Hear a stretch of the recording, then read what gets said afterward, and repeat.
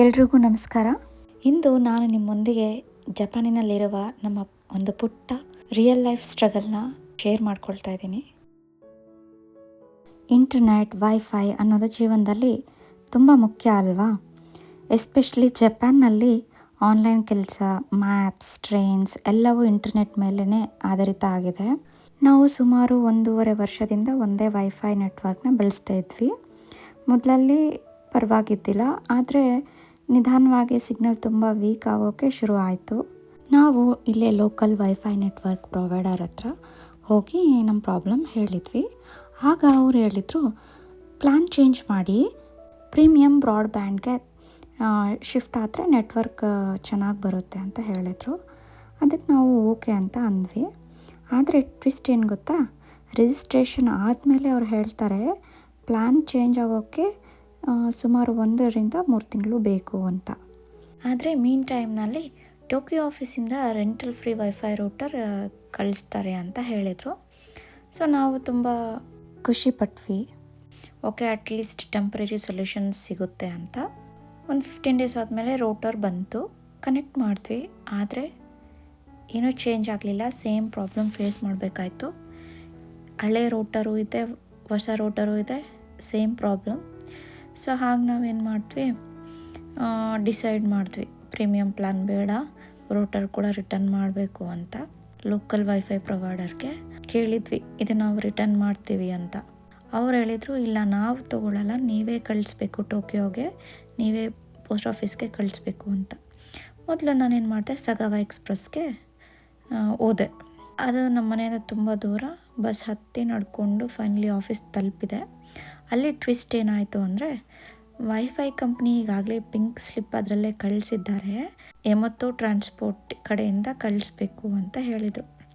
ಮತ್ತು ಅಲ್ಲಿಂದ ಯಮತೋ transport service ಸೆಂಟರ್ಗೆ ಹೋಗಬೇಕಾಯ್ತು. ಡಿಸೆಂಬರ್ ತಿಂಗಳು, ಚಳಿಗಾಲ ಬೇರೆ, ತುಂಬ ಚಳಿ ಇತ್ತು ಆಚೆ.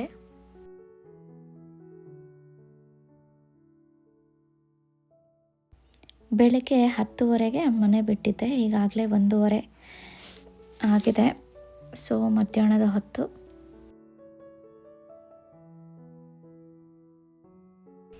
ಇದೆಲ್ಲ ನಾನು ಹೋಗಿರೋ ಏರಿಯಾ ಎಲ್ಲ ಇಂಡಸ್ಟ್ರಿಯಲ್ ಏರಿಯಾ ಇತ್ತು. ಅಲ್ಲೇ ಎಲ್ಲ ಡೆಲಿವರಿ ಸರ್ವಿಸ್ ಸೆಂಟರ್ಸ್ ಇತ್ತು. ಯಮತೋ ಟ್ರಾನ್ಸ್ಪೋರ್ಟ್ಗೆ ಹೋಗಬೇಕು ಅಂದ ತಕ್ಷಣವೇ ನಾನೇನು ಮಾಡಿದೆ, ಇದು ಎಲ್ಲಿ ಬರುತ್ತೆ ನನಗೆ ಗೊತ್ತಿಲ್ಲ, ಪ್ಲೇಸ್ ತಿಳಿಸ್ಕೊಡ್ತೀರಾ ಅಂತ ಕೇಳಿದೆ. ಅವರು ಇಮಿಡಿಯೇಟಾಗಿ ಗೂಗಲ್ ಮ್ಯಾಪಲ್ಲಿ ಹಾಕ್ಕೊಟ್ಟು, ಇಲ್ಲಿ ಹೋಗಿ ಇಲ್ಲಿ ರಿಟರ್ನ್ ಮಾಡಿ, ಇಲ್ಲಿ ಪಕ್ಕ ಕೆಲಸ ಆಗುತ್ತೆ ಅಂತ ಸಗಾವ ಎಕ್ಸ್ಪ್ರೆಸ್ ಸ್ಟಾಫ್ ಹೇಳಿದರು. ಜಪಾನಲ್ಲಿ ಇಲ್ಲಿನ ಜನ ತುಂಬ ಹೆಲ್ಪ್ ಮಾಡ್ತಾರೆ, ಆದರೆ ನಾವು ಅವ್ರ ಭಾಷೆಯಲ್ಲೇ ಮಾತಾಡಬೇಕು, ಜಪಾನೀಸಲ್ಲೇ ಮಾತಾಡಬೇಕು. ಸಪೋಸ್ ಏನಾದರೂ ನಿಮಗೆ ಜಪಾನೀಸ್ ಬಂದಿಲ್ಲ ಅಂತಂದರೆ ಗೂಗಲ್ ಟ್ರಾನ್ಸ್ಲೇಟರ್ ಮುಖಾಂತರ ಕನ್ವರ್ಸೇಷನ್ ನಡೆಯುತ್ತೆ. ಯಮತೋ ಸೆಂಟರ್ಗೆ ಫೈನಲಿ ತಲುಪಿದೆ. ಅಲ್ಲಿ ವೈಫೈ ರೂಟರ್ನ ರಿಟರ್ನ್ ಮಾಡಿದೆ. ಕೆಲಸ ಮುಗೀತು ಅಂತ ಮನಸ್ಸಿಗೆ ಒಂದು ನೆಮ್ಮದಿ ಸಿಕ್ತು. ಜಪಾನಲ್ಲಿ ಸಿಂಪಲ್ ಕೆಲಸಕ್ಕೂ ಎಷ್ಟು ಪ್ರೋಸೆಸ್ ಅಂತ ನೋಡಿ ಆಶ್ಚರ್ಯ ಆಯಿತು.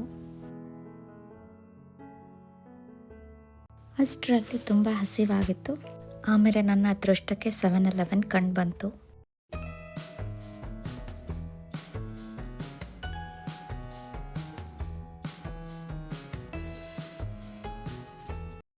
ಒಳಗಡೆ ಎಂಟ್ರಿ ಆಗ್ತಿದ್ದಂಗೆ ವೆಜಿಟೇರಿಯನ್ ಫುಡ್ ಹುಡ್ಕೋಕ್ಕೆ ಶುರು ಮಾಡಿದೆ. ಜಪಾನಲ್ಲಿ ವೆಜ್ ಆಪ್ಷನ್ ಸಿಗೋದು ಕೆಲವೊಮ್ಮೆ ತುಂಬ ಕಷ್ಟ. ಆದರೆ ಇವತ್ತು ನನ್ನ ಲಕ್ಕಿ ಡೇ ಇತ್ತು ಏನೋ ಗೊತ್ತಿಲ್ಲ, ನನಗೆ ವೆಜಿಟೇರಿಯನ್ ಫುಡ್ ಸಿಕ್ತು. 7-Eleven ಅನ್ನೋದು ಕನ್ವೀನಿಯನ್ಸ್ ಸ್ಟೋರು. ಇದು 24x7 ಓಪನ್ ಇರುತ್ತೆ.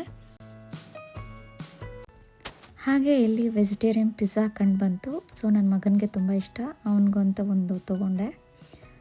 ಆಮೇಲೆ ಇದು ರೈಸಿಂದ ಮಾಡಿರ್ತಾರೆ, ಒಳಗಡೆ ರೆಡ್ ಬೀನ್ಸ್ನ ಇಟ್ಬಿಟ್ಟು ಮೇಲೆ ರೈಸ್ನ ಕವರ್ ಮಾಡಿರ್ತಾರೆ, ಕಿಮೋಚಿ ಅಂತ ಕರೀತಾರೆ. ಆಮೇಲೆ ಇದು ಒಂದು ಟ್ರೀ ಬಾರ್ಕಿಂದ ಮಾಡಿರ್ತಾರೆ, ಹಾಗೆ ಸೋಯಾಬೀನ್ಸ್ ಕೂಡ ಇರುತ್ತೆ.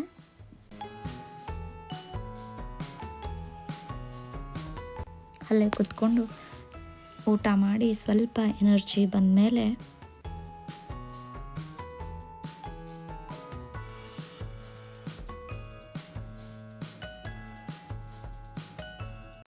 ನೆಕ್ಸ್ಟ್ ಬಸ್ ಯಾವುದು ಅಂತ ನೋಡಿಕೊಂಡು ಬಸ್ ಸಿಕ್ತು, ಬಸ್ ಹತ್ಕೊಂಡು ಮನೆ ಕಡೆ ಹೊರಟೆ.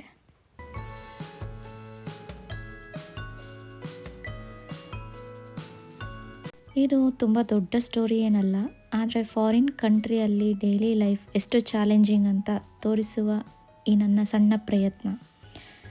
Wifi, rotor, post office, travel, food ಎಲ್ಲವೂ ಪೇಷನ್ಸ್ನ ಕಲಿಸುತ್ತೆ. ನಿಮಗೂ ಇಂತಹ ಎಕ್ಸ್ಪೀರಿಯನ್ಸ್ ಏನಾದರೂ ಆಗಿದ್ರೆ ಪ್ಲೀಸ್ ಕಮೆಂಟ್ ಮುಖಾಂತರ ನನಗೆ ತಿಳಿಸಿ. ಮತ್ತೆ ಸಿಗೋಣ ಮುಂದಿನ ವಿಡಿಯೋದಲ್ಲಿ. ಧನ್ಯವಾದಗಳು.